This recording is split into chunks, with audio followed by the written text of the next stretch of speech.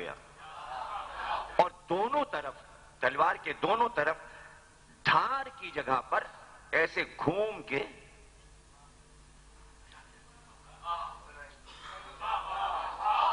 یعنی شبی بنائی گئی ریڑھ کی ہڈی کی، یعنی بیچ کا حصہ یہ ریڑھ کی پوری ہڈی جو یہاں تک آ رہی ہے.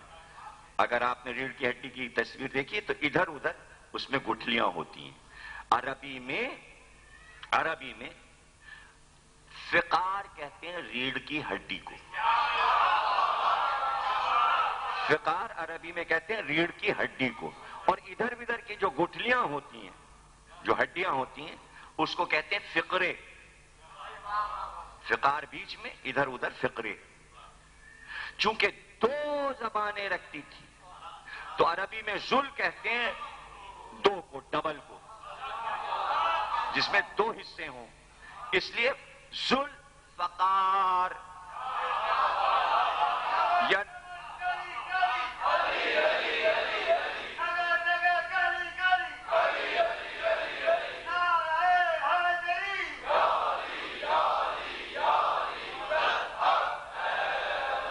یعنی اسلام کی ریڑھ کی ہڈی قرار پائی ذوالفقار.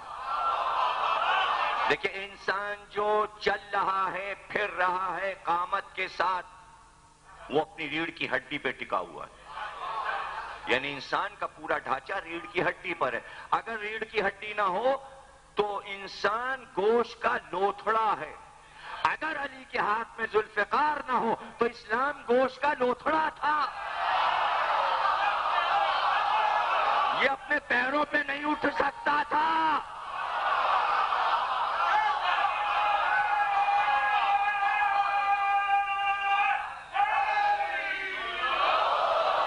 اب جناب علی جب ذوالفقار علی نے ہاتھ میں لے لی اور قبضے پہ ہاتھ ڈالا اور اس کو علم کیا، تو میں آپ کو بتا چکا، منظر کو بھولیے گا نہیں، کہ چوگرد ناقے کے پروانے کی طرح علی گھوم رہے تھے. اب میں منظر آپ کو بتاتا ہوں، اگر آپ منظر دیکھ سکیں. اسے میر انیس نے پیش کیا، لیکن اس وقت میرے پاس وقت نہیں کہ میں اس منظر کو میر انیس کی زبانی پیش کروں، دیر ہو جائے گی، اس لیے میں اس کو نثر بنا کے پیش کیے دیتا ہوں کہ انیس نے اس منظر کو کیسے پیش کیا. اور اس سے باہر منظر تاریخ میں نہیں ہے جو انیس نے پیش کیا، جو میں آپ کو بتا رہا ہوں، تاکہ ایک سیکنڈ میں منظر آپ کو دکھا دوں. منظر یہ ہے کہ علی پروانے کی طرح ذوالفقار لیے ہوئے ناقہ رسول کے گرد ہیں اور پیچھے دھکیلتے جا رہے ہیں کافروں کو. اور ہوتا یہ تھا کہ علی جب سامنے کی طرف جاتے تو پیچھے سے کافر آتا، جب پیچھے علی آتے تو سامنے سے کافر آتا. تو ناقہ رسول پر رسول اللہ گھٹنوں کے بل اٹھ گئے اور بس ایک صدا تھی، علی وہ آیا، علی وہ آیا، علی وہ آیا، اور علی کاٹتے جا رہے ہیں. علی یہ آئے، علی یہ آئے.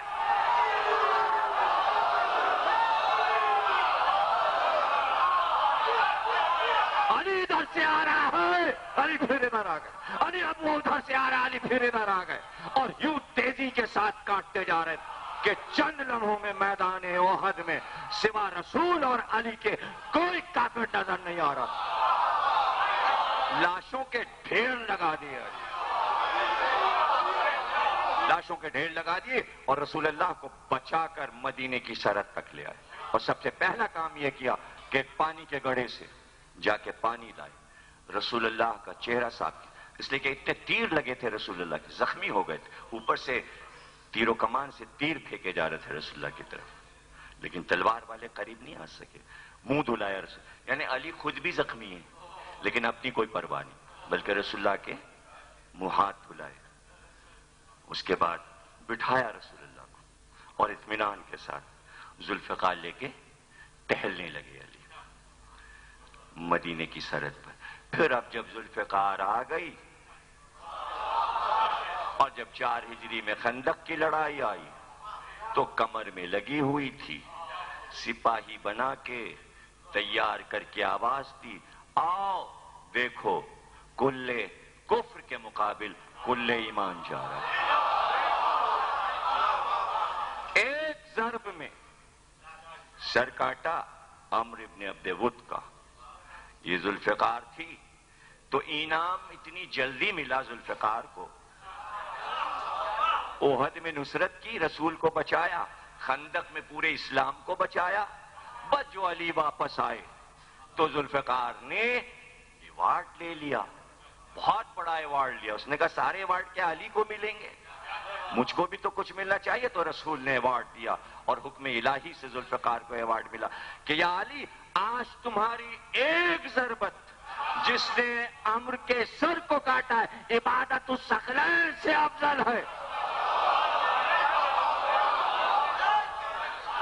آپ سوچئے کتنا بڑا ایوارڈ ذوالفقار نے لیا. ثقلین زمین و آسمان, یعنی کروڑوں برس سے جو فرشتے سجدے کر رہے تھے, عبادتیں کر رہے تھے, وہ جانوروں کی عبادتیں, پرندوں کی عبادتیں, تو اس میں انسان کہاں آ رہے ہیں, اور فرقے کہاں آ رہے ہیں, اور اس میں وہابی کہاں آ رہے ہیں, اور دیوبندی اور بریلوی اور شیعہ اور سنی, اور قیامت تک جو نمازیں پڑھیں گے ثقلین کی عبادتیں. ذوالفقار نے کہا پروردگار, ان سب کی سجدے اور نمازیں میری ایک ضربت پہ صدقے کر. ارے تمہاری نمازیں صدقے میں گئیں, اب بچا کیا ہے, پڑھو پڑھو.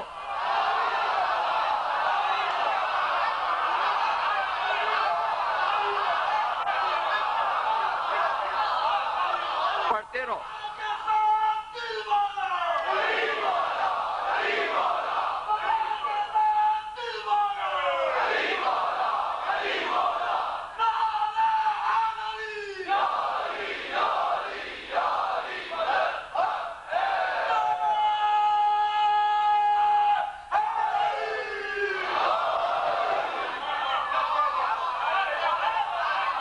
یہ جو پڑھ رہے ہیں نا سارے لوگ, یہ بقایا قرضہ ذوالفقار کا ادا کر رہے ہیں. پرانا قرضہ ادا ہو رہا ہے. ادا کرو, ادا کرو, ادا کرو. اور تم کیا ادا کرو گے, ایسی کچی نہیں تھی وہ, بہت پکی تھی, وہاں سے آئی تھی. اس نے کہا صرف ان لوگوں کی جن کی نمازیں پتہ نہیں کیسی کیسی ہوتی ہیں, ادا ہوئی کہ قضا ہوئی, دل میں کیا نیت, کیا سوچا, کیا کیسے ادا, مجھے نہیں چاہیے. ثقلین میں 1,24,000 انبیاء کی نمازیں آئی ہیں. تب جا کے راضی ہوئی ہے ذوالفقار. تو ذرا حساب تو لگا لو کہ کروڑہ برس کی عبادتیں اس کی ایک ضربت پہ صدقے ہو گئیں, تو کتنی ضربیں اس نے لگائی ہیں, ابھی کتنی نمازیں مانگ رہی ہے.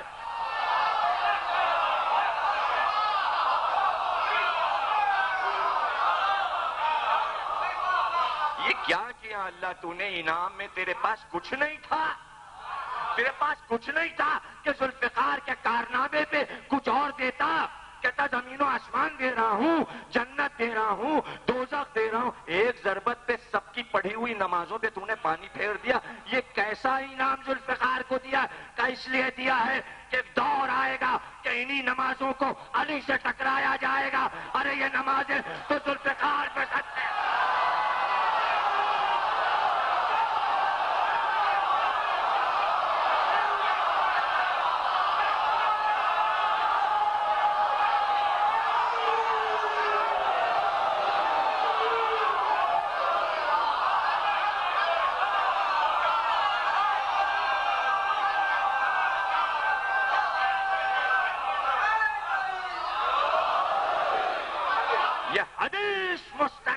موجود ہے پیغمبر کی, جو یہ بحثیں کرتے ہیں اہل بیت افضل ہے کہ نماز افضل ہے. یہ بتاؤ ذوالفقار کی ایک ضرب افضل ہے یا نماز افضل ہے؟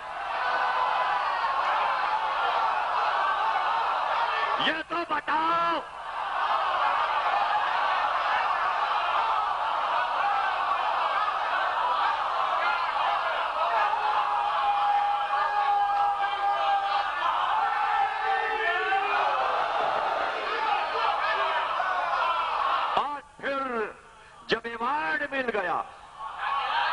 جب ایوارڈ مل گیا تو اترانے لگی,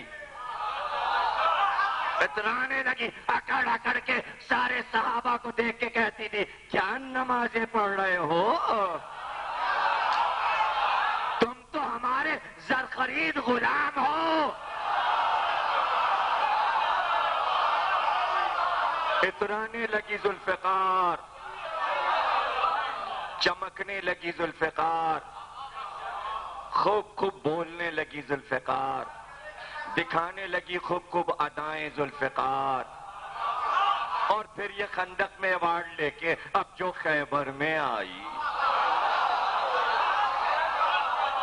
تو پیاس نہیں بجھ رہی تھی، بڑھ بڑھ کے کہہ رہی تھی مرحب کو بھی کاٹیے، حارث کو بھی کاٹیے، عنتر کو بھی کاٹیے، یاسر کو بھی کاٹیے، اور پھر آواز دی کہ اب تو خیبر کا قلعہ بھی آپ ہلا چکے، در اکھاڑ چکے، اب کیا دیر ہے، رکوں گی نہیں آج میں رکوں گی نہیں، میں ایوارڈ یافتہ ہوں، جب تک وہ نہیں روکے گا میں تو نہیں رکوں گی۔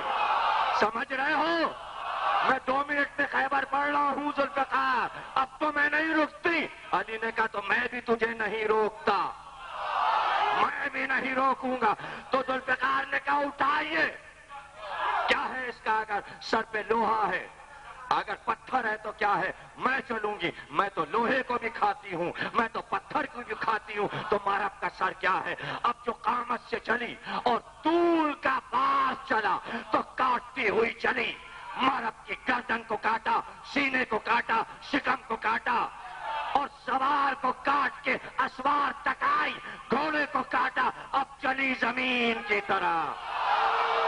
اب ہلچل ہوئی، غصے میں ہے، جلال میں ہے، اللہ نے آواز، جبریل جلدی جاؤ پروں کو بچھا۔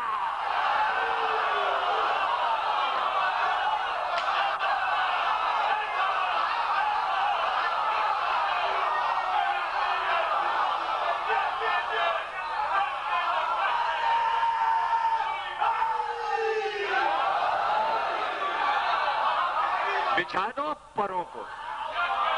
دنیا کا گولا ایسے آدھا ہو جائے گا جیسے چھری سے سیب کو آدھا کر دیتے ہیں، سیب کے 2 ٹکڑے۔ اور کیا تھا اگر زمین 2 ٹکڑے ہو جاتی؟ چاند 2 ٹکڑے ہو چکا ہے، تو یہ بھی تو چاند کی طرح چمک رہی ہے۔ سیارے کے رہنے والے دیکھتے دوسرا معجزہ ہوا، ہمارا چاند بھی 2 ٹکڑے ہوا۔ اب ایسٹرونامی اگر آپ نہیں جانتے تو ہم کیا کریں؟ زمین چاند کی طرح چمکتی ہے باہر کے سیاروں میں۔ جب یہ 2 ٹکڑے ذوالفقار سے ہوتی تو لوگ کہتے چاند ٹوٹا۔ تو بس ایک معجزہ روکا ہے یہ آگے جبریل نے، چاند کو رسول نے توڑا تھا، علی سے توڑنے والے تھے۔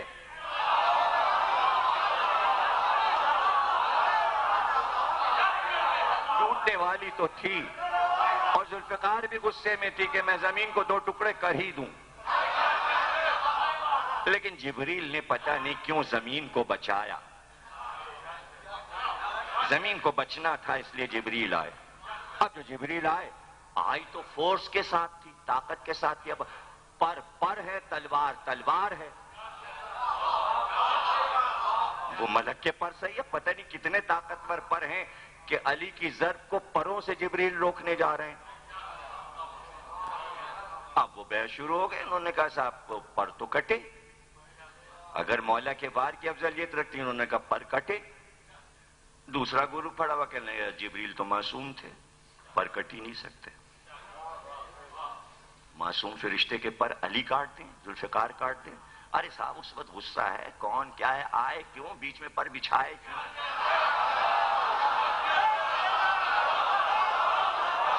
اس گروپ سے پوچھا جائے بھائی کاہے کے لیے آپ کیوں جبریل کی طرف سے لڑ رہے ہیں؟ کہ آپ فرشتے ہیں، ذوالفقار کے فیور میں نہیں ہے، مولا کے فیور میں نہیں ہے، جبریل کے پر بچانے کے چکر میں۔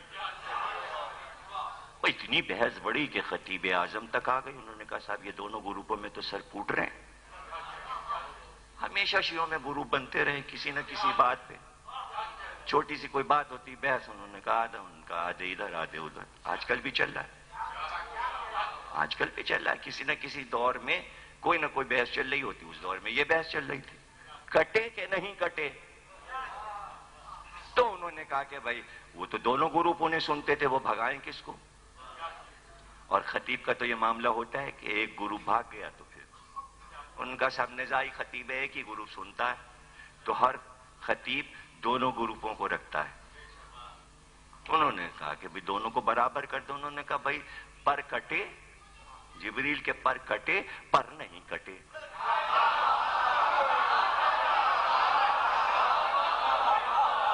جبریل کے پر کٹے پر نہیں کٹے.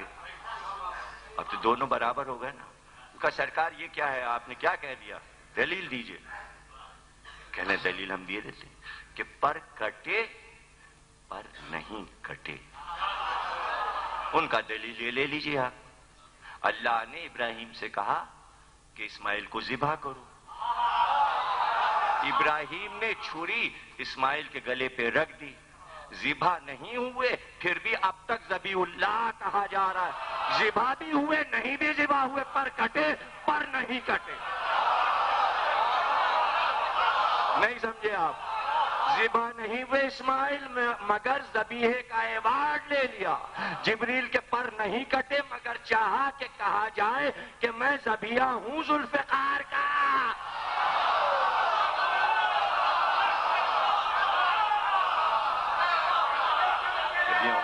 فخر کیا جبریل نے جا کے پر دکھائے فرشتوں کو.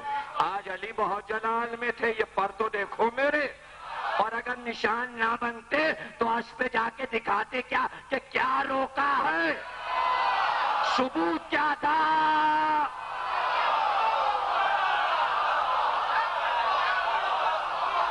ثبوت کیا تھا کہ بھائی بڑا کارنامہ کر کے آئے.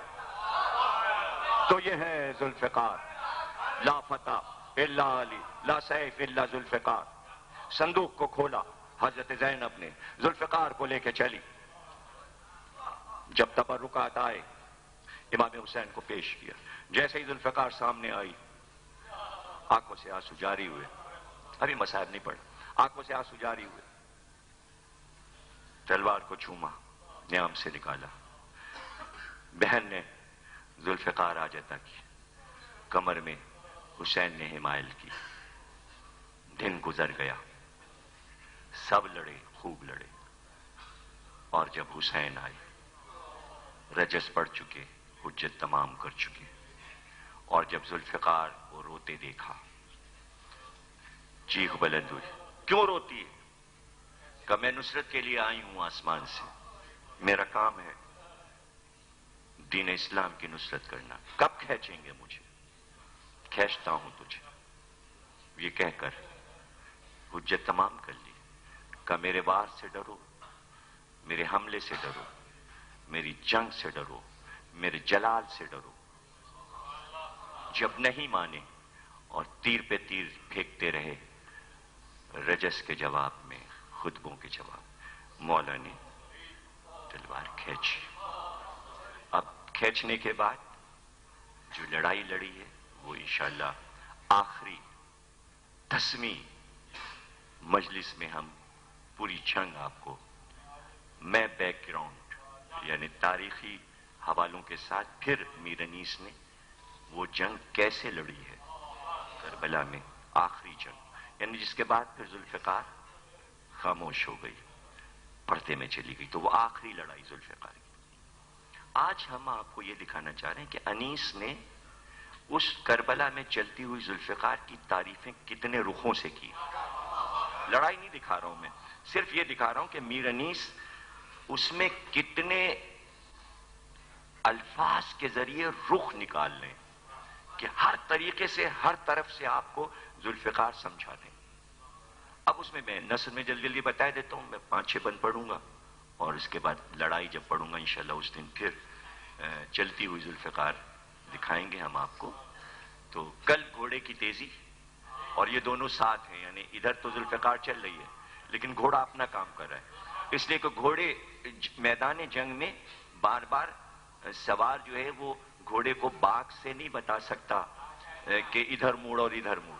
یہ گھوڑے کا اپنا کارنامہ ہوتا ہے، اس کو پتا ہے کہ سوار کدھر مڑنا چاہ رہا ہے، کدھر وار کرنا چاہ رہا ہے. تو لجام تو چھوڑ دی تھی حسین نے ذوالجناح کی، اور یہ اس کا کمال تھا کہ اس کو کدھر جانا ہے، کدھر حملہ کرنا ہے، کدھر حسین کو لے کے جانا ہے، کہاں تک دوڑنا ہے، کتنے میل تک جا کے پھر واپس آنا ہے. یہ سب کام یعنی ذوالفقار اور ذوالجناح نے سارے کام خود کیے. تو آپ تمام محرم میں سنتے ہیں کہ حسین کے کتنے ناصر تھے، ہر ناصر کا بار بار ذکر سنتے ہیں، لیکن یہ دو بڑے ناصر رہ جاتے ہیں، ایک ذوالفقار ایک ذوالجناح، دونوں کا ایک ایک دن ہونا چاہیے۔ تو آج ذوالفقار کی نصرت کی بات ہوئی، کل ذوالجناح کی، یہ دونوں بھی تو ناصر ہیں نا حسین کی، ان کا حصہ حبیب سے کم نہیں ہے، زہیر سے کم نہیں ہے، یہ ایسے ناصر ہیں، اور یہ اس لیے بڑے ناصر ہیں کہ دونوں بے زبان ہیں، بات سمجھنا جیسے انسان سنتا ہے اس طرح جانور یا لوہا نہیں سن سکتا، لیکن آپ دیکھیے کہ حدیں کر دیں دونوں نے، انسان کی حدوں سے آگے دونوں نکل گئے۔ ذوالجناح نے بھی باتیں کی ہیں، ذوالفقار نے، کیوں؟ ضروری تھا کہ قدرت نے چاہا کہ تلوار بھی بولے اور گھوڑا بھی باتیں کرے۔ حسین تنہا ہے، اتنی بڑی لڑائی لڑیں گے تو دل نہیں گھبرائے گا اکیلے، سارے تو دشمن ہیں، حسین کا دل کون بہلائے گا؟ ادھر ذوالفقار باتیں کرتی جا رہی تھی، ادھر ذوالجناح باتیں کرتا جا رہا، حسین کے دو ساتھی آخر وقت تک حسین کا دل بہلاتے رہے۔ ناز اٹھائے جائیں گے اور وہ ناز خدا کے اٹھائے ہوئے ہیں، انسان کے سمجھ میں نہیں آئیں گے، باتیں کرتی جا رہی۔ جو معجزے عطا کر دیے گئے ذوالفقار کو، جو عصائے موسیٰ میں تھے، جو ہر پیغمبر کے ہاتھ میں معجزے تھے، وہ سب ذوالفقار کو دے دیے گئے، اور سارے معجزوں کا ظہور کربلا میں ہوا، یعنی ذوالفقار کو یہ کمال حاصل ہوا کہ وہ 7 گز تک بڑھتی ہے اور پھر واپس آتی ہے۔ ذوالفقار کو یہ معجزہ دیا گیا کہ دونوں منہ جو ہیں اژدہے کی طرح کھول کر چاہے تو پورے آدمی کو ہڑپ کر جائے، اژدہا بن کے جائے۔ ذوالفقار اگر چاہے تو اپنی نوکوں سے آگ کے شعلے برسائے۔ یہ سارے ہتھیار بعد میں بنے ہیں، کلاشنکوفیں اور تلواریں، آج کل کی فیشن کی بندوقیں، گولیاں پھینکنا، آگ برسانا، بم گرانا، گرنیڈ پھینکنا، سب ذوالفقار کر چکی،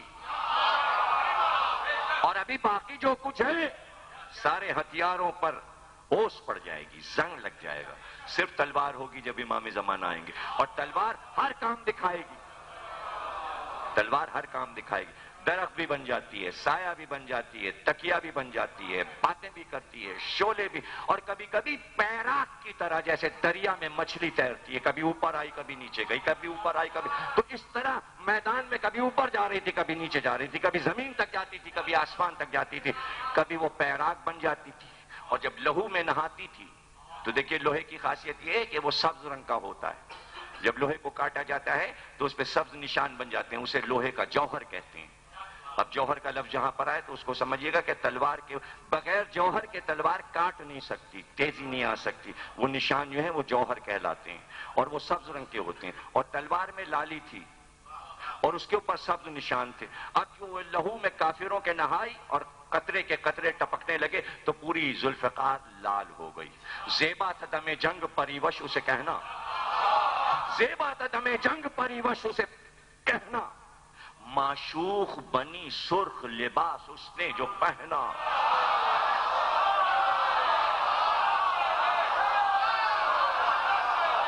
زیبا تھا دم جنگ پریوش اسے کہنا، معشوق بنی سرخ لباس اس نے جو پہنا، جوہر تھے کہ پہنے تھی دلہن پھولوں کا گہنا، جوہر تھے کہ پہنے تھی دلہن پھولوں کا گہنا، اور اس اوج میں وہ سر کو جھکائے ہوئے رہنا، اس اوج میں بلندی میں سر کو جھکائے ہوئے رہنا دلہن بنایا۔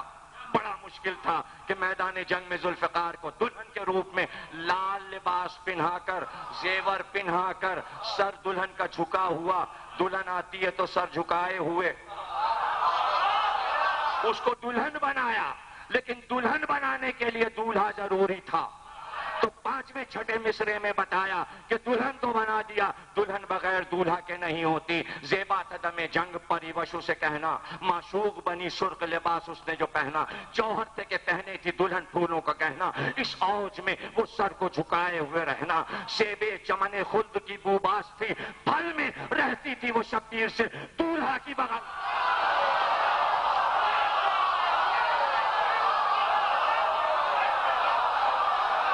رہتی تھی وہ شبیر سے دولہا کی بغل میں، دلہن اور بغل. یہ ہے شاعری کا کمال. یہ ہے شاعری کا کمال. یہ ہے اردو ادب کے معجزات. یہ ہے عزاداری حسین کے معجزات. تقریر پوری ہو گئی. میں آپ سے پوچھ لوں تاکہ مزاج برہم نہ ہو جائے, سنیں گے یا ختم کروں؟ بھئی سب لوگ بولے تب ہے نا بات.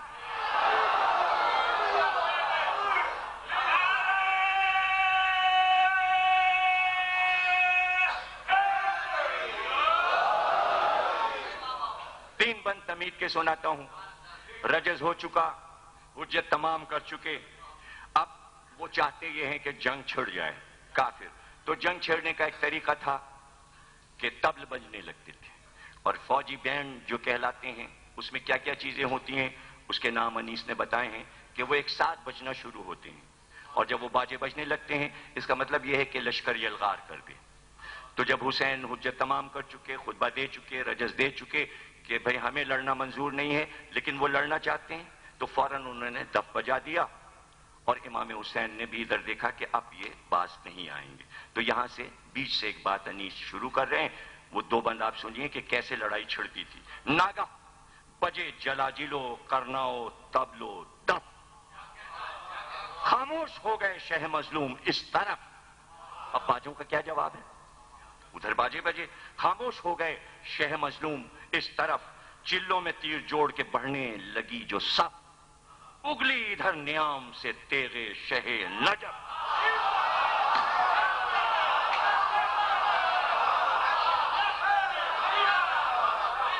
دیکھیں انہوں نے تیر جوڑے, چونکہ دور سے انہیں حملہ کرنا ہے, قریب تو آ نہیں سکتے تلوار دے کے, تو تیر و کمان جوڑے انہوں نے, چلے میں تیر جوڑے اور تیر چلے. اب چونکہ ذوالفقار کو سارے تیر کاٹنے ہیں, اور کاٹ کے حسین کو بڑھ کے ان کے جسموں تک پہنچنا ہے ذوالفقار کو, تو ذوالفقار راستے کی ہر چیز کو کاٹے گی تاکہ دشمنوں تک جائے. لیکن انیس نے منظر دکھا, چلوں میں تیر جوڑ کے بڑھنے لگی جو صف, اگلی ادھر نیام سے تیغے شہ نجف. اب جو ذوالفقار نکلی تو کیا ہوا؟ بھاگو, ہٹو, بچو, یہ صدا دی سپاہ نے بامبی سے منہ نکالا ہے مارے سیاہ. بھاگو, ہٹو, بچو.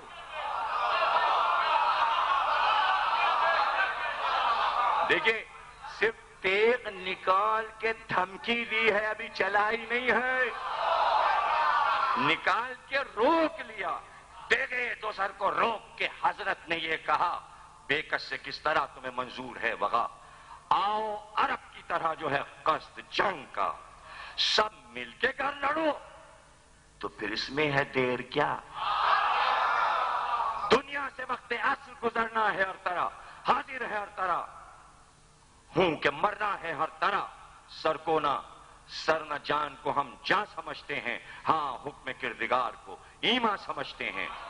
مشکل ہزار ہو اسے آساں سمجھتے ہیں, ہم ایک اور لاکھ کو یکساں سمجھتے ہیں. اور کمال دیکھیے کیا حسین نے کہا ہے کہ یہ تو میری جنگ ہے. کہاں پر یہ بات کہی ہے, اور کیسے انیس نے داد لی ہے, ہم ایک اور لاکھ کو یکساں سمجھتے ہیں. اس مارکے میں کھیت پڑے ہیں, اسی طرح بچے ہمارے تم سے لڑے ہیں, اسی طرح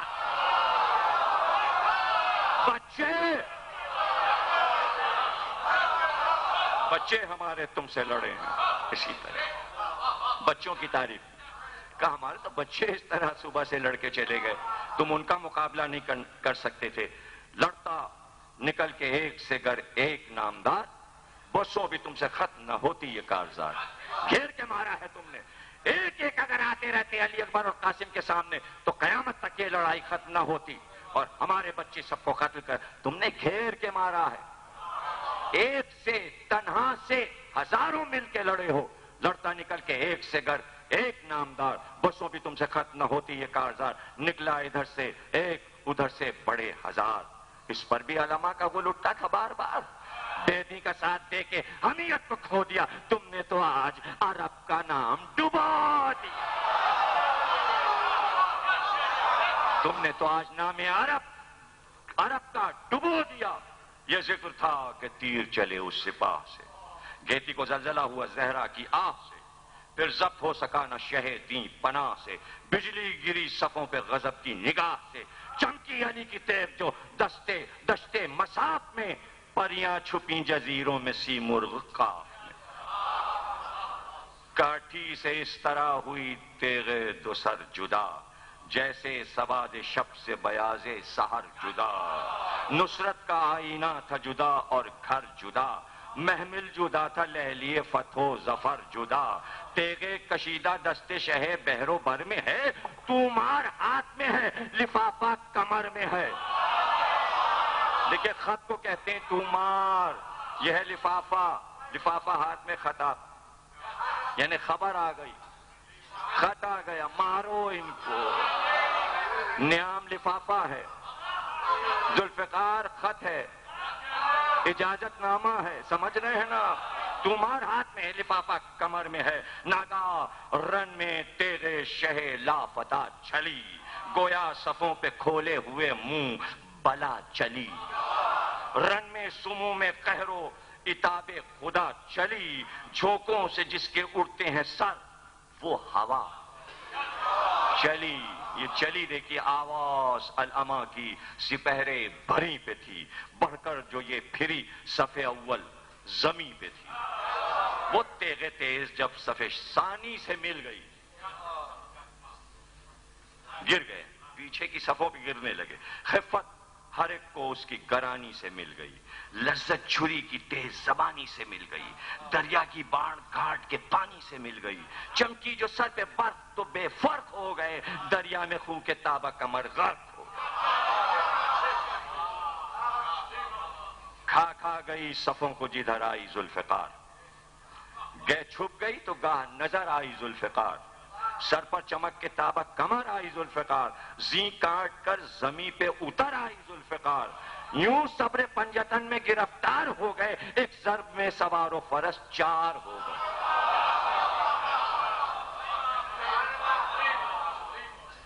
اب یہ سب تو پھر آپ کو انشاءاللہ سنائیں گے.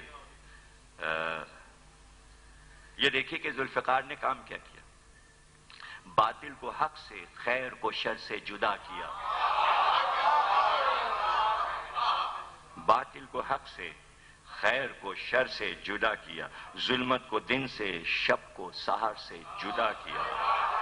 یوں کفر و دین کو تیغ دو سر نے جدا کیا، گویا کلب کو روئے قمر سے جدا کیا. ٹکڑے اڑائے دم میں سپاہ شریر کے، قربان ذوالفقار جناب امیر.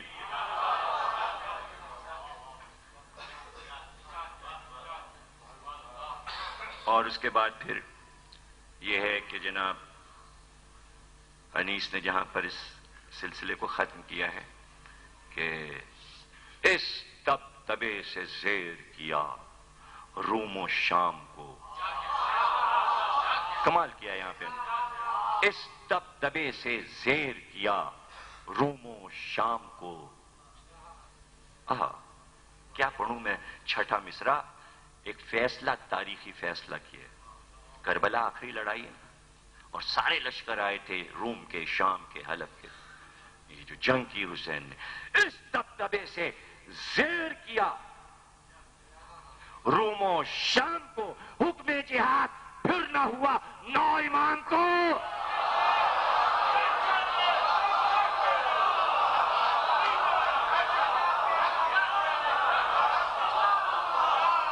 اب لڑائی کا اندازہ کیجئے آپ کہ 9 اماموں کے حصے کی لڑائی حسین نے لڑ لی. اگر 9 امام ایک جگہ ہوتے اور لڑتے، 9 صدیوں 9 عہد کی لڑائیاں حسین نے تنہا لڑ لی. ایسی تھی لڑائی. یوں چلی ذوالفقار. اور پھر وہ وقت آیا کہ جب گھٹنوں کو ٹیک کر زمین پہ بیٹھے اور پھر نیام سے نکالا تو اب رونے لگی اور رو کے کہنے لگی مجھے نہیں معلوم تھا کہ یہ کام بھی میرے سپرد کیا گیا ہے. میں آسمان سے آئی تھی نصرت نبی کے لیے، دین اسلام کی ترقی کے لیے۔ فرزند رسول کیا علی اصغر کی قبر بھی مجھ کو بنا؟ دیکھا آپ نے اس ناصر کو، قبر کھودی ہے ذوالفقار نے علی اور پھر قبر بناتی جا رہی ہے اور اصغر کو روتی جا رہی ہے۔ جب ذوالفقار ماتم اصغر میں رو چکی، جب ذوالفقار ماتم اصغر میں رو چکی، بہت روئی ذوالفقار اصغر کو دفن کر کے۔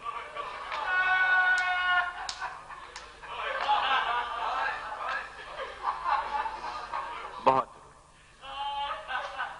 پتھر اور لوہا بہت سخت چیز ہے، مثال دیتے ہیں، مثال دیتے ہیں، لیکن اصغر کی شہادت ایسی ہے کہ لوہے کی ذوالفقار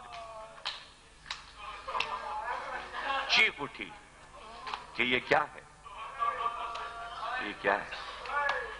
پتہ نہیں کہ ذوالفقار قبر بنانے پہ روئی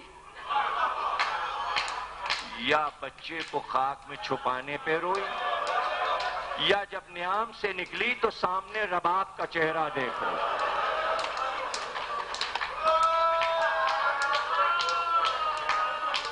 جزاک اللہ۔ سب کے لیے دعا کرتے ہیں جتنے مریض ہیں۔ جناب الفت حسین کاظمی صاحب کے لیے، آغا ہاشم زیدی کی والدہ سیدہ ام البنین سیدہ شاہینہ، سب کے لیے دعا جہاں جہاں لوگ ہیں۔ باب الحوائج علی اصغر کا ذکر ہو اور دعائیں رد ہو جائیں۔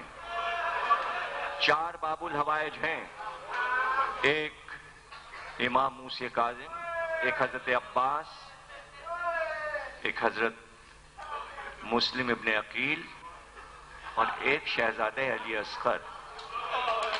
باب الحوائج ہیں، حاجتوں کا دروازہ ہے۔ جو بھی دعا مانگے اور ان کا وسیلہ دے دے، دعا رد نہیں ہوتی۔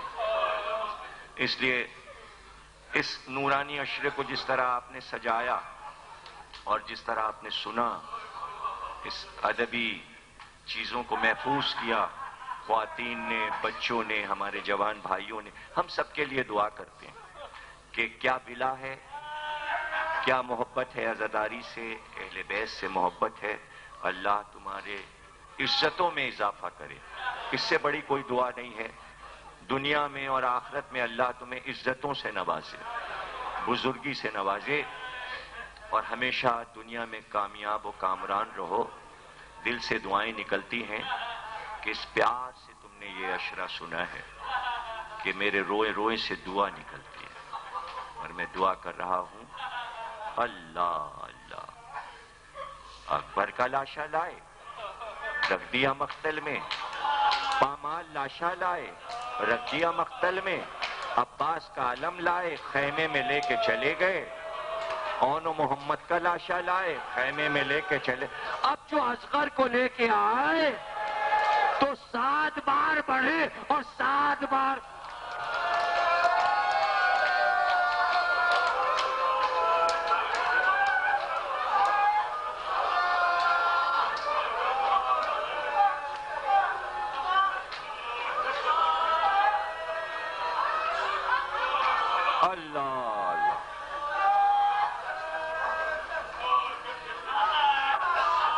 پروردگار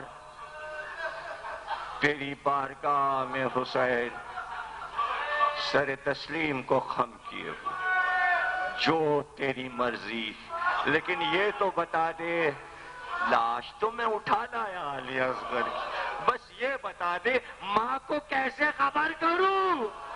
دودھ پیتے بچے کو گوشت سے چھڑا کے لے گیا تھا،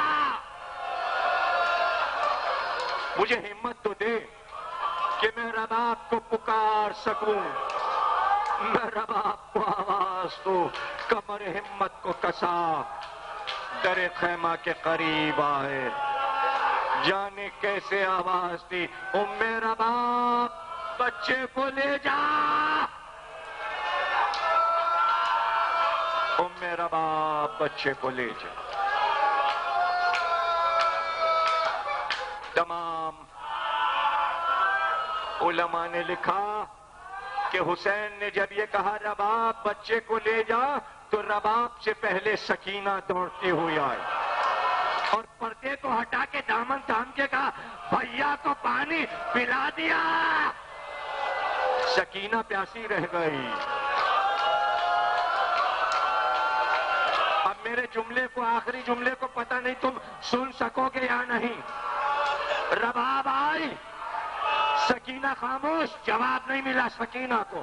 اب یہ جملہ سننا، جب رباب کی گود میں اصغر کو دیا اور جب سکینہ نے دیکھا ہوگا کہ چھوٹے بھائی کے گلے میں تیر ہے، تو سکینہ پہ کیا گزری ہوگی، بابا یہ میرا بھائی اصغر، بار لاش عبادت کو قبول، ماتم حسین۔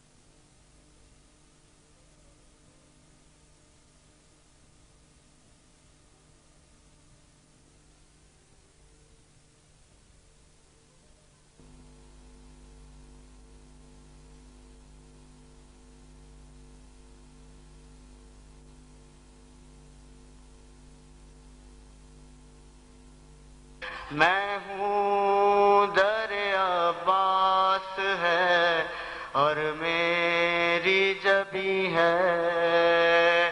ہم جس سے انڈیا سے آئے ہوئے مولانا اظمفر عباس صاحب قبلہ خطاب فرمائیں گے، آپ آزاد سے اس میں بھی شرکت کی درخواست ہے۔ بسم اللہ الرحمن الرحیم۔ تمام تعریفیں اللہ کے لیے، درود اور سلام محمد اور آل محمد۔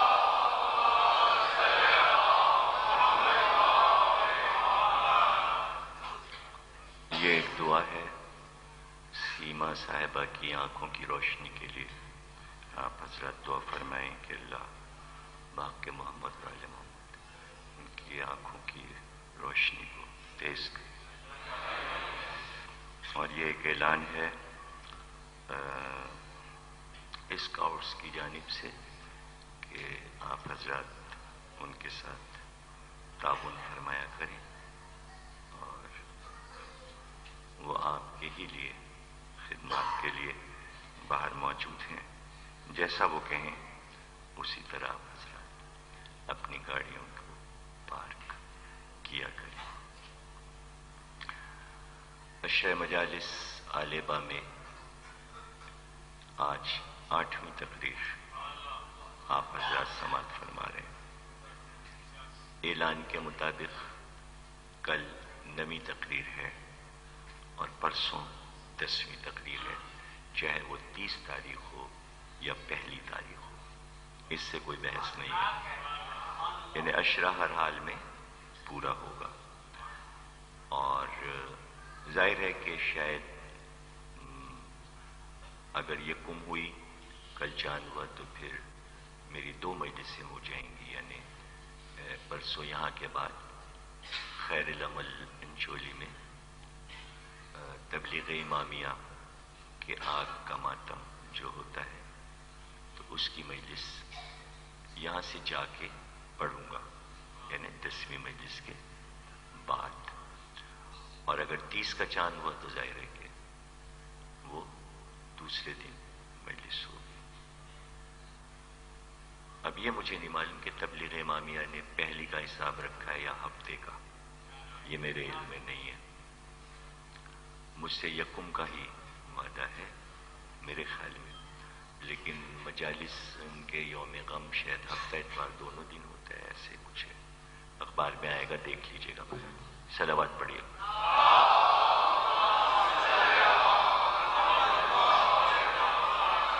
میر انیس اور واقع کربلا پر ہم آج 8ویں روز بھی اسی منزل پر گفتگو کر رہے ہیں، اور ظاہر ہے کہ ایک وقت جو متعین ہوتا ہے مجالس کا، عشرے کا، تو وہ لاکھ چھاپے بانی مجلس یا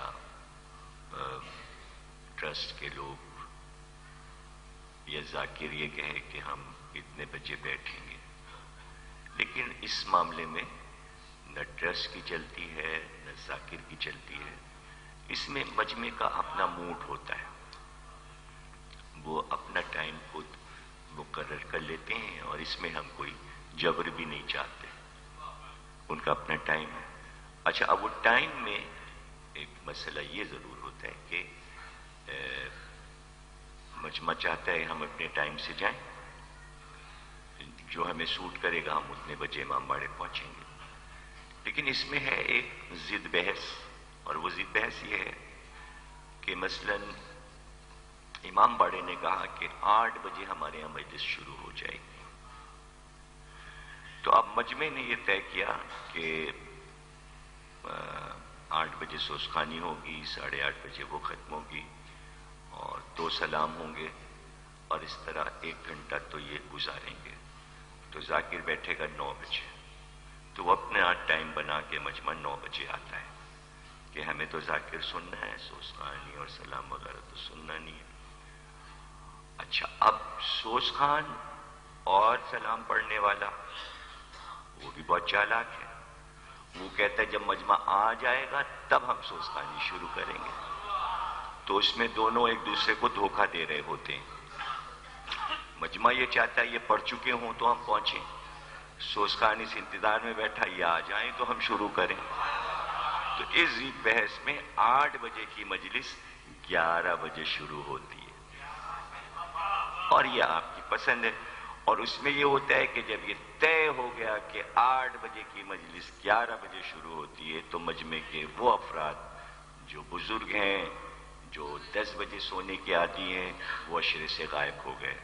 وہ بچے جنہیں صبح اسکول جانا ہوتا ہے وہ اپنے ماں باپ سمیت، اس لیے کہ صبح اٹھ کے انہیں اسکول جانا ہے، تو ان کے اماں ابا تو نہیں 11 بجے شروع کر کے 1 بجے تک یہاں بیٹھ سکتے.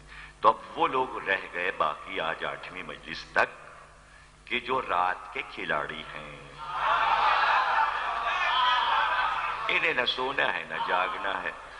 تو اس طرح ایک یہ بھی ہوا کہ اس وقت کی ضد بحث میں کہ سوزخانی اور سلام سنا جائے کہ نہ سنا جائے، تو ایک فیصلہ بھی رات کے جاگنے والوں نے کرا لیا کہ چلیے 2 پارٹیاں ہو گئیں، چلیے اچھا ہوا منافقین گئے، ہم مومنین رہ گئے.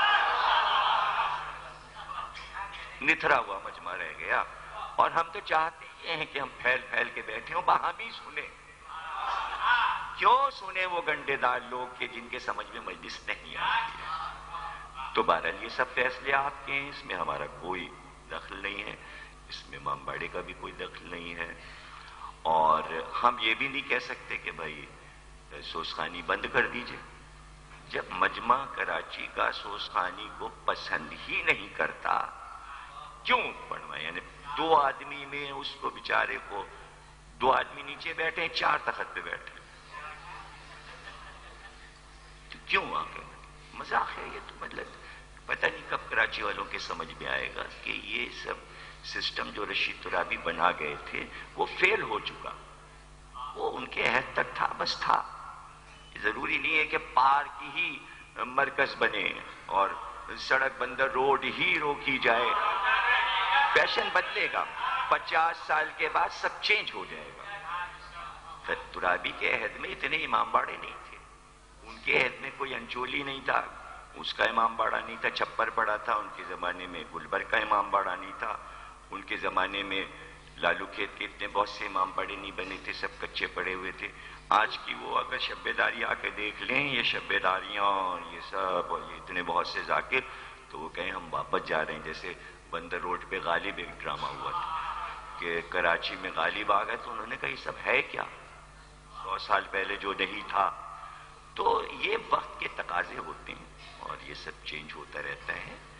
اور اس کے لیے دیکھیے ایک پورا سسٹم ہے کہ آپ کہیں شاعری ہو رہی ہو، مسالمہ ہو رہا ہو، مرثیہ ہو رہا ہو، اور وہاں کسی مقرر کو لے جا کے کہیے یہ 2 گھنٹے بولیں گے تقریر، شاعر سب ماریں گے پکڑ کے اس کو. جو کہے گا بھائی یہاں شاعری ہے، تقریر وقریر نہیں ہو سکتی ہے. تو شاعر اپنی برادری میں خطیب کو نہیں گھسنے دیتا. تو آپ بھی احتیاط کریں، جہاں تقریر ہو وہاں شعراء کو نہ لائیں، ایک الگ سسٹم رکھیں. لکھنؤ میں کبھی بھی مجالس میں سوزخانی نہیں ہوئی. کہ آپ تہذیب دیکھیں، ٹکراؤ نہیں کیا، مجلس کو الگ رکھا، تقریر کو الگ رکھا، سوزخانی کو الگ. اور اس کا سسٹم یہ تھا کہ رات کو 12 بجے پہلی محرم سے شب عاشور تک ایک پورا امام باڑہ مختص تھا خصوصی طور پہ سوزخانوں کے لیے، اور وہاں 2000 سوزخان بیٹھے رہتے تھے. رات 12 بجے سے شروع کیا، انہوں نے صبح کر دی. جسے سوزخانی سننا ہے وہ چلا جائے اس امام باڑے میں، جسے مجلس سننی ہے وہ وہاں چلا جائے. یعنی آپ زبردستی کسی کو کوئی چیز نہیں سنا سکتے. اور یہ سسٹم اس طرح نہیں بن سکتا کہ اصالہ ثواب کی مجلس میں سوزخانی ہوگی، پھر سلام ہوگا، پھر تقریر ہوگی. میں نے تو اپنے یہاں سے ختم کر دیا، صاف بات. میں اپنے یہاں سوزخانی جو میری اپنی ذاتی مجلسیں ہوتی ہیں رمضان کی، میں نے بالکل ختم کر دیا. اور میں نے تو اس طرح ختم کر دیا کہ میں نے تو معجزہ آبدی کو بالکل سوزخانی روک دی، پابندی لگا دی کہ آپ کہیں کر ہی نہیں سکتے ہو، صرف تقریر کرو. اس لیے کہ شیعہ تقریر کو پسند کرتے ہیں، سوزخانی کو نہیں پسند کرتے. اگر پسند کر رہے ہوتے تو اتنا ہی مجمع سوزخانی میں بھی ہوتا جتنا مجلس میں ہوتا ہے. سمجھے نا؟ یہ بات صحیح ہے کہ آپ کو بری لگ رہی ہے یہ بات کہ ہمارا پول کیوں کھول رہے ہو. ہم نہیں سننا چاہتے سوزخانی، مگر کہو نا، یہ بات کہو نا، ہم نہیں آئیں گے سننے سوزخان کو. اچھا بھائی کیوں آئیں سننے کے لیے؟ اس لیے کہ ہر ایک کا اپنا ذوق ہوتا ہے، اپنے پسند کے گلے ہوتے ہیں. کوئی کسی طرح پڑھ رہا ہے، کوئی کسی طرح پڑھ. تو اب مطلب یہ کہ پورا 5000 کا مجمع ہر گلے کو قبول کر لے، یہ کیسے ہو سکتا؟ یہ نہیں ہو سکتا. یعنی تمام کراچی کے صاحب بیازوں کو پورا مجمع پسند کر لے. اپنے اپنے پسند کے کیسٹ خریدتے، ابھی 2000 کیسٹ نکلتے ہیں، تو کیا ہر آدمی 2000 کیسٹ خرید رہا ہے؟ آج لوگ تو وہ ہیں کہ جو کہتے ہیں ہم پھر دوبارہ سچائی کا خرید لیں گے، ہم پھر عزت لکھنوی کا خرید لیں گے، ہم پھر چھجن صاحب کا خرید لیں گے. یہ نہیں خریدنا لڑکوں کے کیسٹ، نہیں خریدتے لوگ، ہے نا؟ کوئی ضروری تھوڑی ہے کہ مطلب سب کو سنا جائے، اور ضروری تھوڑی ہے کہ یہاں سب کے سوری ہو. یہ ضروری نہیں ہے. عقیدتاً پڑھ رہے ہیں سب ٹھیک ہے، مولا کا دربار ہے. لیکن اب یہ کہ عطیہ کہاں ہے؟ ہر ایک کو تو نہیں مولا عطا کرتے، یہ کوئی ضروری نہیں ہے. دیکھیے عطیے کا دار و مدار یہاں معرفت سے ہے، اور یہ میں سکھا رہا ہوں 40 برس سے کہ کچھ لینا ہے، یہاں کا لینا ہو، یہاں سے لینا ہو، یہاں سے لینا ہو، یہاں سے لینا ہو، یہاں سے لینا. جب تک معرفت نہیں آئے گی کچھ نہیں ملے. مانو یا نہ مانو، جتنا چاہے برا مانو، جتنا چاہے برا مانو، جب تک لو نہیں لگاؤ گے، جب تک اپنے دل سے یہ وعدہ نہیں کر لو گے کہ ہم نے اپنے آپ کو وقف کر دیا ہے تمہارے لیے. یہ کانٹیکٹ ہوتا ہے، یہ کانٹیکٹ ہے، آپ کر کے دیکھیے. لیکن کسی میں ہمت نہیں ہے کہ کانٹیکٹ کر سکے. معاہدہ آل محمد سے کرنا آسان نہیں ہے، بہت مشکل کام ہے، بہت مشکل کام ہے. اور جب معاہدہ ہو جاتا ہے کہ سچے دل سے تم ہمارے ہو گئے، اب تمہیں مانگنے کی ضرورت نہیں ہے، ہم عطا کریں گے، ہم عطا کریں گے. اور جب کام کر چکنا، ہماری راہ کا جب کام کر لینا تو اکڑ نہ جانا، غرور نہ کر لینا، اس لیے کہ تم تنہا نہیں ہو اس منزل پر، معرفت کی منزل پر. لاکھوں کروڑوں ہیں جہاں ہم نے معرفتیں بانٹی ہوئی ہیں. تمہیں کیا پتا تم نے جو کام کیا ہے اس سے بڑا کام کہیں اور ہوا ہو. زمین یہیں تک محدود نہیں ہے آل محمد، وہ عالمین کے آل محمد ہے کہ کہاں مداحی ہو رہی ہے، کہاں شاعری ہو رہی ہے. تو میرنیس نے 3 لاکھ شعر آل محمد کی مدح میں کہہ کر اکڑ نہیں پیدا کی کہ ہم سے زیادہ کون کہے گا، ہم سے زیادہ کون کہے گا، ہم سے زیادہ مرثیے کون لکھے گا، ہم سے زیادہ معرفت کس کو ہے، آل محمد کے دربار میں ہم سے زیادہ مقبول کون ہے. نہیں، کام کرتے رہے. عمر صرف کر دی 72 برس کی عمر. بڑے بڑے سفر بھی کیے، شہروں میں پڑھنے بھی گئے، مجلسیں اپنے شہر میں بھی پڑھیں، وطن میں بھی پڑھیں، مرثیے پر مرثیے لکھے، سلام لکھے، رباعیاں لکھیں، ہر شعر میں مدح بھر دی آل محمد کی. اور لاکھوں شعر کہنے کے بعد اعلان کیا، کیوں کر بیاں ہو شوکت و شان پیمبری. یہ کیوں کر سے بات شروع کر کے بتایا ناممکن ہے. 3 لاکھ شعر کہہ کر بھی میں اب تک محمد کی شان و شوکت لکھ نہ سکا. دیکھیے بات کہاں سے، نعت سے شروع کی، سرکار سے شروع کی. توحید کی بات نہیں کی، سرکار کی بات کی کہ میں نہیں بیان کر سکتا. کیوں کر بیاں ہو شوکت و شان پیمبری. عاجز ہیں یہاں فرست کو حسان و ہمیری. طاقت یہ کس میں ہے جو لکھے زور حیدری. طاقت یہ کس میں ہے،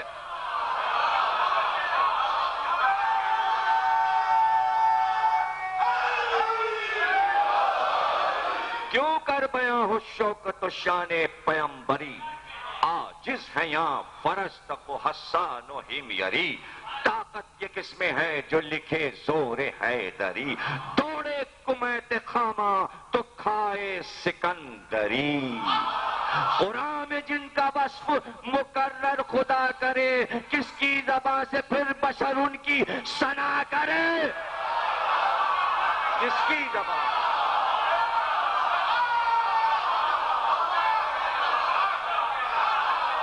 قرآن میں جن کا وصف مقرر. آپ کہتے ہیں نا، شعر پڑھا کسی نے تو آپ نے کہا مقرر ارشاد، یعنی پھر ریپیٹ کیجئے. بہت اچھا لگا، آپ نے کہا پھر پڑھیے. بات شعر 100 بار پڑھوا لیا جاتا ہے. ایک ہی شعر آپ بار بار کیوں سننا چاہ رہے ہیں؟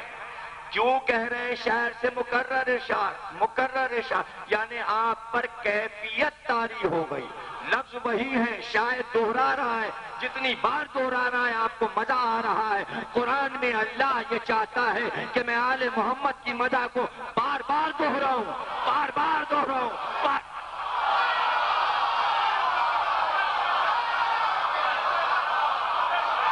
بار دوہراؤں.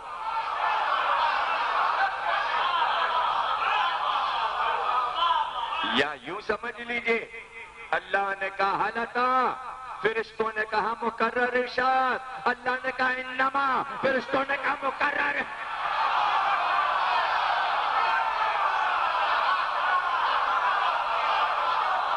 مقرر ارشاد. پھر ایک بار، پھر ایک بار، پھر ایک بار. اب اس سلسلے کا جو دوسرا بند ہے وہ ابھی نہیں پڑھ رہا. جب تقریر ختم ہو رہی ہوگی تو دوسرا بند پڑھوں گا. جب دوسرا بند پڑھوں سمجھ آئے گا تقریر ختم ہو گئی. انتظار کیجئے دوسرے بند کا، دیکھتے رہیے کہ اس کے بعد کا بند کب آتا ہے سلسلے کا. اور وہ سننا ضروری اس لیے کہ بات ابھی پوری نہیں ہوئی. بات ابھی پوری نہیں، کیوں کر بیاں ہو شوکت و شان پیمبری، عاجز ہیں یہاں فرزدق و حسان و ہمیری، طاقت یہ کس پہ ہے جو لکھے زور حیدری، دوڑے کمیت خامہ تو کھائے سکندری، قرآن میں جن کا بس مقرر خدا کرے، اس کی زبان سے پھر بشر ان کی ثنا کرے، ایک طرف خدا مدح کر رہا ہے تو بشر کیا ثنا کرے گا؟ تو انیس نے عاجزی کا اعلان کیا اور کہا میں عاجز نہیں ہوں بھائیو، عرب کے وہ بڑے بڑے شاعر جو معصومین کے دور میں موجود تھے ان کے نام لیے، عاجز ہیں فرزدق، حسان، ہمیری، کمیت، یہ چار بڑے عرب کے شاعر، اور چاروں نے معصوم کا زمانہ دیکھا۔ حسان مولا علی اور رسول خدا کے عہد کے شاعر، فرزدق چوتھے امام کے دور کا شاعر ہے، کمیت پانچویں امام کے دور کا شاعر ہے، ہمیری اسماعیل ہمیری چھٹے امام کے دور کا شاعر ہے، یعنی ہر معصوم کے عہد میں ایک مرثیہ نگار شاعر موجود ہے اور وہ قصیدہ لکھ رہے ہیں، اور وہ سب یہ کہتے ہوئے جا رہے ہیں بھائی مدح تو خوب کی ہم نے لیکن کر نہیں سکے، حق ادا نہیں کر سکے۔ تو انیس کہہ رہے ہیں جب وہ معصوم کو دیکھ رہے تھے اور ان کی بس میں ان کا قصیدہ اور مرثیہ پڑھ پڑھ کے سنا رہے تھے، تو جب وہ عاجز ہو گئے تو ہم نے تو بغیر دیکھے 3 لاکھ شعر کہے ہیں، تو جب وہ عاجز تھے تو میں کیوں نہ عاجز ہوں؟ اب یہ لفظ عاجز کو سمجھ لیجیے، یہ لفظ عاجز قرآنی لفظ ہے، عربی لفظ ہے۔ عاجز انسان کہاں ہوتا ہے؟ عاجز کب ہو جاتا ہے؟ اسی عاجز سے لفظ نکلا ہے معجزہ۔ معجزے کے معنی ہے عاجز کر دینا۔ معجزہ جو دکھاتا ہے وہ یہ چیلنج کرتا ہے کہ تم عاجز ہو اور ایسا کام نہیں کر سکتے۔ جب دوسرا وہ کام نہ کر سکے تو اسے کہتے ہیں معجزہ، اور جو نہ کر سکے اسے کہتے ہیں عاجز۔ اللہ نے ہر نبی کو معجزہ دیا اور ہر نبی نے کہا تم عاجز ہو، ہم معجزہ ہیں۔ تو نبی نے کہا کہ اللہ نے مجھے 2 معجزے عطا کیے ہیں، ایک قرآن، دوسرے اہل بیت۔ قرآن اور اہل بیت معجزہ ہے، امت پوری عاجز ہے۔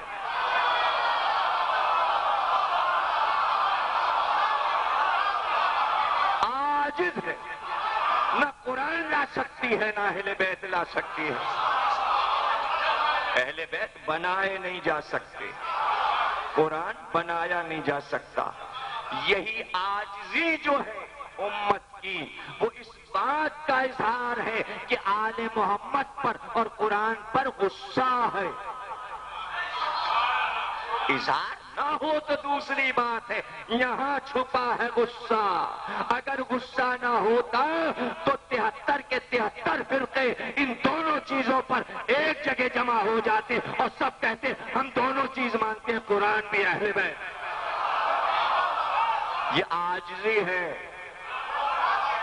یہ عاجزی ہے کہ معجز کے آگے پریشان ہے، معجزہ نہیں دکھا سکتے۔ تو شوکت و شان پیمبری معجزہ ہے، علی کی طاقت، قوت، شجاعت معجزہ ہے۔ اور کون لکھے طاقت؟ علی کی طاقت کون لکھ سکتا ہے؟ اس لیے کہ جب ہم، انیس کہتے ہیں، جب ہم قلم اٹھا کر علی کی طاقت اور شجاعت لکھنا شروع کرتے ہیں، عربی میں کمیت کہتے ہیں گھوڑے کو۔ گھوڑا آج مجھے تقریر کرنی تھی لیکن چونکہ شب جمعہ تھا اس لیے میں نے موضوع بدل دیا، اور کل کا موضوع آج اظہار کروں گا، اس لیے کہ گھوڑا کل ذوالجناح کا ذکر کل اور پرسوں امام حسین کی جنگ. تو آج ذرا سا میں نے موضوع کو بدلا شب جمعہ کی وجہ سے کہ عبادت کی رات ہے. تو یہاں پر کمیت جب گھوڑے پر پڑھوں گا تو بتاؤں گا کہ عربی میں ہر کلر کے گھوڑے کا نام الگ الگ ہے. تو جو سفید گھوڑا ہوتا ہے اور اس پہ کالے نشان ہوتے ہیں پیروں پر یا ماتھے پہ کالا ٹیکا ہوتا ہے اسے کمیت کہتے ہیں. انیس نے جگہ جگہ اپنے قلم کو، چونکہ کالا سفید قلم ہوتا ہے، لکڑی کا قلم اس زمانے میں ہوتا تھا، تو وہ اس کو کمیت کہتے ہیں. تو کہہ رہے کمیت قلم یعنی قلم کا گھوڑا. چونکہ رزمیہ لکھ رہے تھے، تلوار اور گھوڑے کی باتیں کرتے تھے، تو انیس اپنے قلم کو بھی تلوار اور گھوڑا ہی سمجھتے تھے اور کاغذ کو میدان جنگ سمجھتے تھے اور اس پہ لڑائی لڑتے تھے. یعنی کاغذ پہ ساری لڑائی انیس نے لڑی ہے اور قلم سے لڑی ہے. اور ہمیں اب تک دکھا رہے ہیں 100 برس کے بعد وہ کاغذ اور قلم کی لڑائی دکھا رہے ہیں. اسی کو کہتے ہیں کرتاس و قلم کی لڑائی، جو چل رہی ہے، جو نبی نے مانگا تھا لا قلم اور کاغذ، وہ جاری ہے، وہ ہو رہی ہے.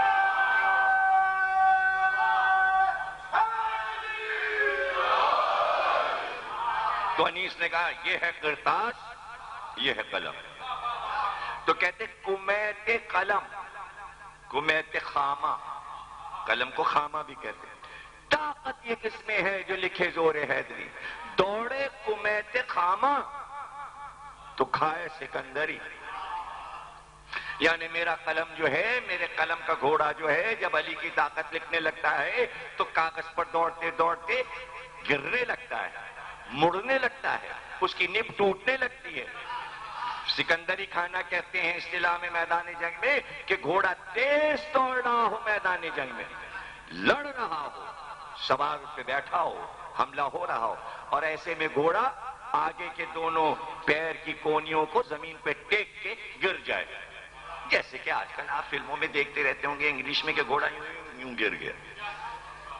ایسے سین تو بہت سے دیکھے ہوں گے، ریت میں یوں آ رہا ہے، سلو موشن میں یوں آیا، یوں نہیں. کتنے شریف ہیں آپ لوگ، نہ ٹی وی دیکھتے ہیں، میں ہی سب کچھ دیکھے لے رہا ہوں، سب میں ہی دیکھے لے رہا ہوں.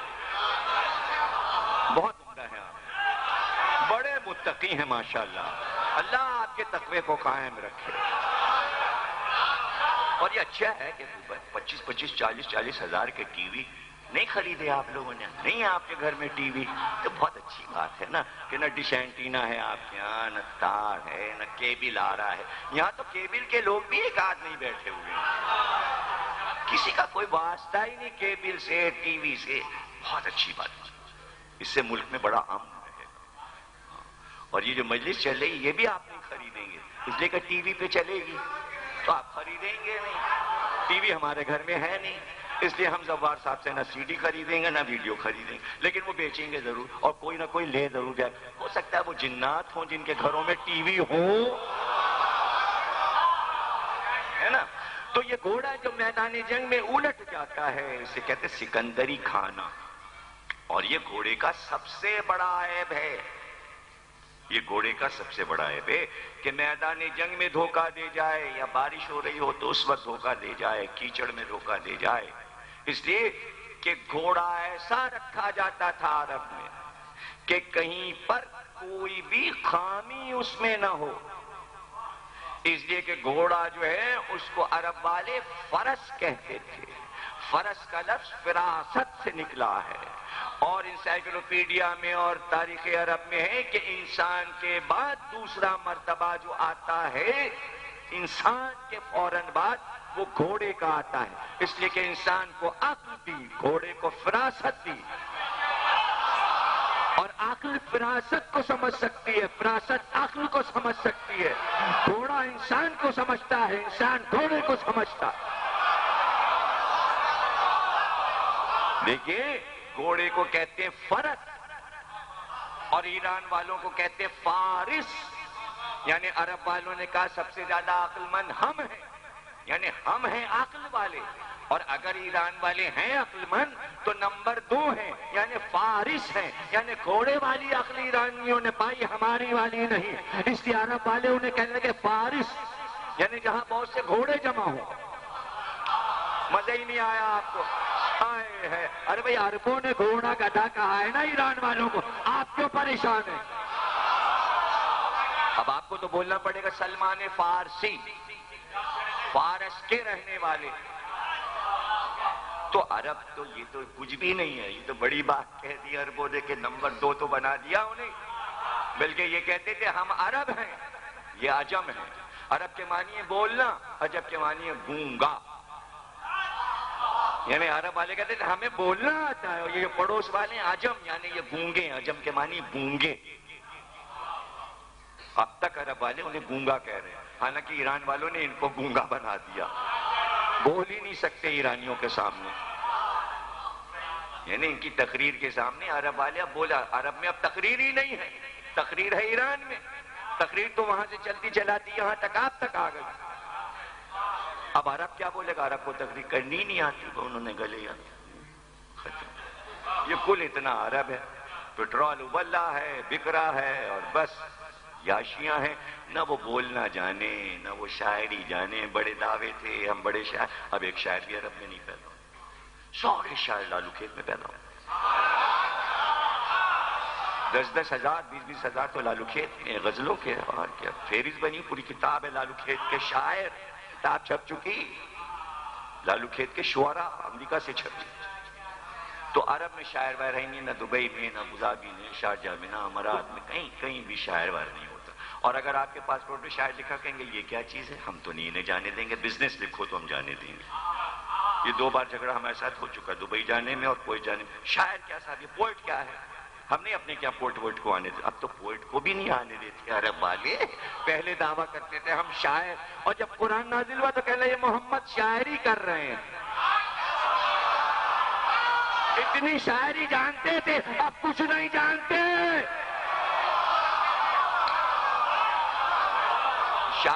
شاعر ہے محمد، شاعر ہے، تو قرآن نے کہا اِنَّا أَعْطَيْنَاكَ الْكَوْثَرَ فَصَلِّ لِرَبِّكَ وَانْحَرْ إِنَّ شَانِئَكَ هُوَ الْأَبْتَرُ۔ اب عرب سٹ پٹا گئے، مَهَذَا كَلَامُ الْبَشَرِ، چوتھا مصرع لگا دیا، 3 آیتیں تو کہا کہ مَهَذَا كَلَامُ الْبَشَرِ، یہ بشر کا کلام نہیں ہے، اِنَّا أَعْطَيْنَاكَ الْكَوْثَرَ، یہ شاعری نہیں ہے۔ عاجز آ گئے، پتہ چلا سورہ کوثر معجزہ ہے، عرب والے عاجز ہیں، اب بھی عاجز ہیں۔ تو اب جہاں جہاں اہل بیت وہاں معجزہ۔ کل حسین بھائی کے بیٹھے تھے، شام کے معجزات دیکھ رہے تھے، کیسے بی بی زینب کے روزے سے نور اترا، کیسے مینار سے خون آیا، سارا دکھا رہے ہیں ٹی وی کے اوپر۔ وہی دیکھ لیجئے گا، ٹی وی نہیں دیکھتے تو پوری رات دکھا رہے ہیں معجزہ، بی بی زینب کے معجزات دکھا رہے ہیں روزے کے۔ ہمارے کہنے سے ٹی وی دیکھ لیجئے، گناہ نہیں ہوگا۔ ہم نے تو حسین بھائی کے یہاں بیٹھ کے دیکھا، بی بی کے معجزے ہم نے تو نہیں دیکھا تھا، ہم نے دیکھا، اور کیوں نہ دیکھیں صاحب، معرفت حاصل ہوتی ہے کہ جہاں پر جادو ٹونے دکھائے جا رہے ہوں، وہاں اس عاجز قوم کو یہ معجزے دکھانا اور بتانا ضروری ہے۔ تو بتانا ضروری ہے کہ مزار ہوتا کیا ہے، روزہ ہوتا کیا ہے، عصمت ہوتی کیا ہے۔ تو یہ عرب نہ سمجھ سکے، اور انہوں نے ایرانیوں کو کہا اچھا یہ گونگے ہیں، ایرانیوں نے ان کو عاجز کر دیا، انہیں عاجز کر دیا۔ امام صادق علیہ السلام نے فرمایا، امام سے بات ہونے لگی کہ ایرانی زیادہ تعصبی ہوتا ہے یا عرب زیادہ تعصبی ہوتا ہے، دونوں میں تعصبی زیادہ کون ہے؟ تو سوال سے پتہ چلتا ہے دونوں تعصبی، لیکن بحث یہ ہو رہی ہے زیادہ کون ہے۔ بھائی اس روایت سے تو یہی ثابت ہوا، میں نے اپنی کتاب شعراء اردو عشق علی میں اس روایت کو لکھا ہے، تو امام نے فرمایا کہ عرب زیادہ تعصبی ہیں۔ راوی نے کہا کیوں؟ کہا اس لیے کہ اگر یہ قرآن فارسی زبان میں ایران میں اترتا اور ہمارے جد محمد ایران میں نبی بنا کے بھیجے جاتے تو یہ عرب والے نہ قرآن کو کبھی مانتے نہ محمد کو کبھی مانتے، لیکن یہ ایرانیوں کا کمال ہے کہ اپنی زبان کو کمتر سمجھ کے قرآن کو بھی تسلیم کیا، عربی نبی کو بھی تسلیم کیا. اس لیے عرب والے زیادہ تعصبی ہیں، ایران والے کم. اور یہ تعصب کم اس لیے ہوا ایران کا کہ علی نے طے کیا کہ ان کے تعصب کو کم کر دو، اس لیے کہ ان کی بیٹی کو بیاہ کے لاؤ، سمدھی بنا دو اور محبت پیدا کر دو. جہاں محبت پیدا ہو جاتی ہے تعصب ختم ہو جاتا ہے. چونکہ مودت تقسیم کر دی امام رضا نے ایران میں، اور عرب والوں نے مودت سے دشمنی کی، اس لیے اب تک تعصب بھرا ہوا ہے. تعصب کسی طرح ان کا ختم ہی نہیں ہو رہا، اور وہ ختم نہیں ہوگا جب تک امام زمانہ نہیں آئیں گے. تو جہاں اتنا تعصب ہو کہ محمد کو تسلیم نہیں کر رہے، نہیں مان رہے ہیں نبی، اور تقاضے پر تقاضا، چاند توڑ کے دکھاؤ، درخت بلا کے دکھاؤ، کنکریوں سے کلمہ پڑھا کے دکھاؤ، یہ کام دکھاؤ، یہ کام دکھاؤ، یہ کام دکھاؤ. قرآن نے بیان کیا، روز نئے تقاضے کرتے ہیں حبیب آپ سے، یہ کہتے ہیں یہ معجزہ دکھاؤ، یہ معجزہ دکھاؤ. یہاں تک کہا ایک چاندی کی سیڑھی بناؤ جو چاند تک جائے، ہم اس پہ چڑھتے ہوئے جائیں اور چاند پہ چڑھ جائیں. اللہ نے کہا نہیں، تمہارے کہنے سے معجزے نہیں دکھائے جائیں گے. بہت ہو گیا، چاند توڑ دیا اس نے، درخت بلا لیا اس نے، پتھروں سے کلمہ پڑھوا دیا، جانوروں سے کلمہ پڑھ. اب تم جو چاہتے رہو وہی ہوتا رہے، تو اب چاند کی سیڑھی بنے، تم اس پہ چڑھو اور چاند پہ پہنچ جاؤ. کلمہ نہیں پڑھنا ہے. آخر میں کہا ان کو چھوڑیے، یہ معجزے طلب کریں گے، انہیں کلمہ نہیں پڑھنا ہے. قرآن نے فیصلہ کر دیا کہ یہ امت تنقید کرتی رہے گی، یہ علم کیا ہے، یہ تابوت کیا ہے، نہیں ماننا، نہیں مانیں گے.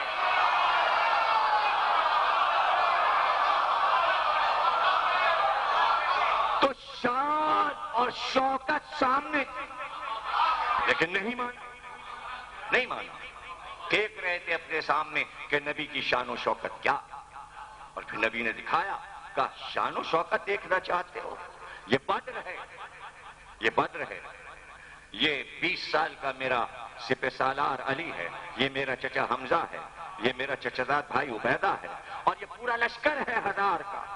لو دیکھو میدان کیسے پتہ ہوتا ہے. یہ بدر شوکت و شان پیمبری ہے. لو احد دیکھو، یہ ذوالفقار کی آمد دیکھو، یہ علی کی فتح دیکھو، یہ شوکت و شان پیمبری ہے. دیکھو خندق میں عمر کے سر کو اڑانا، علی کا جانا، سر کو لانا، قدموں میں ڈالنا نبی کے، یہ شوکت و شان پیمبری. خیبر کا در اکھاڑنا، مرحب کو پچھاڑنا، شوکت و شان پیمبری ہے. یہ حنین کا میدان 12,000 کے لشکر کو بھگا کر علی آ رہے ہیں نبی کے پاس، یہ شوکت و شان پیمبری ہے. یہ فتح مکہ، یہ نبی کے دوست پہ علی کا چڑھنا، بتوں کا توڑنا، شوکت و شان پیمبری ہے. یہ غدیر کے میدان میں ہاتھوں پہ علی کو بلند کرنا، من کنت مولا ہو فہذا، یہ شوکت و شان پیمبری.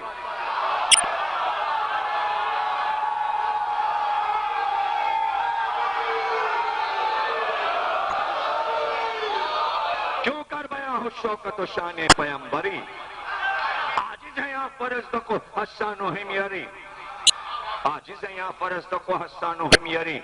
ممبر سے اترے، خیمے نصب کیے،